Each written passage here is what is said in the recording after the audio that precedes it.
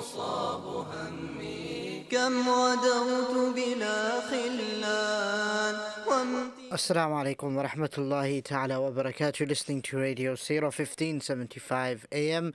Also streaming live on www.radioseerah.com. You can download our free apps, which are available from Apple or Android store to listen with. Yes, respected listeners, moving on now. We'll, inshallah ta'ala, be starting and continuing with lessons from Hadith. Lessons from Hadith today.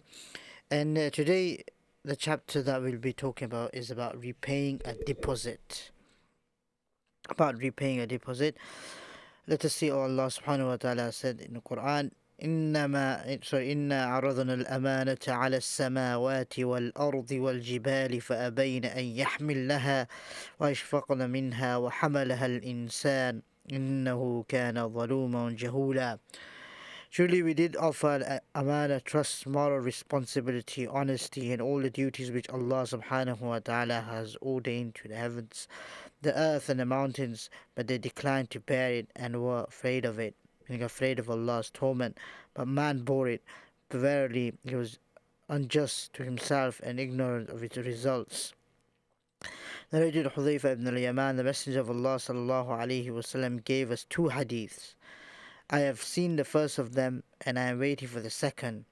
He said, trusteeship, faith has been implemented in the depths of people's hearts. Then the Quran was revealed and the people learned from it and from the Sunnah.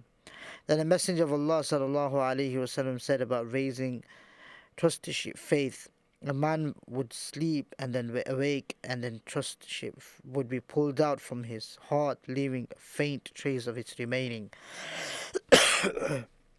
Then he would sleep and awake again, and trusteeship would be pulled out from his heart, and a faint trace of it would remain, like a firebrand you have rolled on your leg. Narrated Abu Hurairah, the Messenger of Allah sallallahu alaihi wasallam, said, the sign of a hypocrite are three. Whenever he speaks, he lies. Whenever he promises, he always breaks it. And if you trust him, he proves to be disloyal.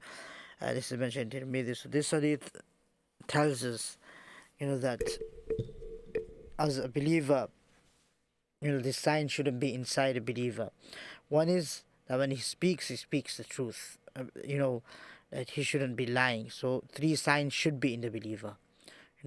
And these three signs are is one, that if he says the truth, then he says the truth. And whenever he promises something, he always fulfills the promise. The one that breaks it is known as a hypocrite. He could, in one sense. And also, when you give someone to trust, you put something to something or someone, or you give something to someone, and then he becomes disloyal. This is what's often happening.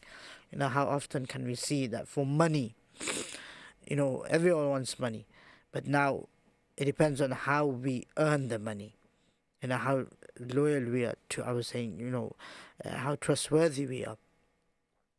So Allah subhanahu wa ta'ala give us the ability to be trustworthy in every way possible, money-wise, lending-wise, whatever we do in life. Let us all try to be loyal and try not to have these three qualities within us.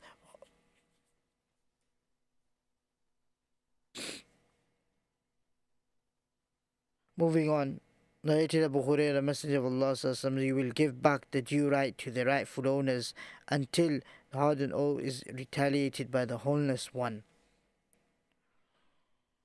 So these are some hadith in regards to lending, how a lending should be, how we should be dealing with one another, in terms of selling and buying as well.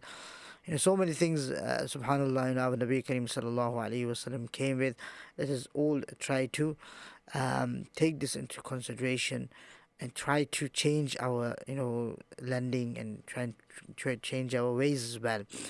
A lot of times it often happens that we don't tend to care. We don't give a right to someone. We're not bothered about him. We're not interested about him. We don't even listen to him. If Allah subhanahu wa ta'ala has given you more, then you should give it straight away. For example, you've taken a loan from someone. Now the time has come that you have to give it back, and you have the money, you have the amount of money, then give the money back straight away. Or if for some reason you're not able to give it back, or you need some time, request some time. Don't ignore it. Don't think to yourself, oh, I'll speak to the person next month or after a few months. Just because he's not doing anything. He's giving me some time. It doesn't matter. I don't need to speak to him. No, it's your right. You have to do that. It's a right of another believer, of another Muslim, whether be believer or not. It doesn't matter. Even if you take a loan from a non-Muslim, you have to make sure you fulfill that.